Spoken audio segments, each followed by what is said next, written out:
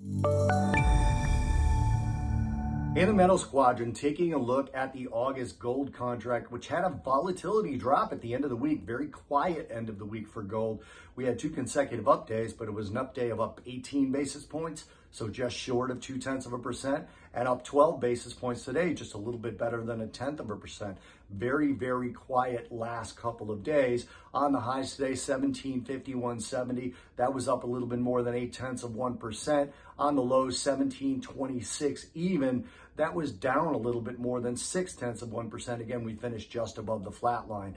Fourth consecutive down week for gold, and the largest one of those four consecutive down weeks was this week, down 3.31%. Now we're entering into a seasonally weak period for gold. We generally, the strength that we get in July peaks about the middle of July, so we may have another week of that seasonal strength, but then we go into a very seasonally weak period that lasts through most of August. Now, seasonality, I've mentioned multiple times, not a trading strategy, but something commodity traders need to be aware of, and there will be seasonal weakness with gold.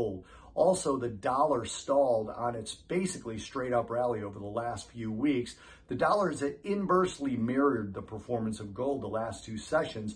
We had very weak negative days for the dollar overall, down less than 2 basis points against a basket of currencies for most of the way. And a lot of it had to do with the yield volatility that we saw this past week. Yields actually finished higher on the Friday close, up 9 basis points on the 2-year, 11 on the 5-year, 9 basis points on the 10-year, and 7 basis points on the 30-year. And we had inversions in both the 2s, 10s, and the 5s, 10s sustained. So those inversions pointing toward a possible recession down the road. And without that sort of safety net of Fed policy pulling back and printing money again, gold is not rallying as of yet.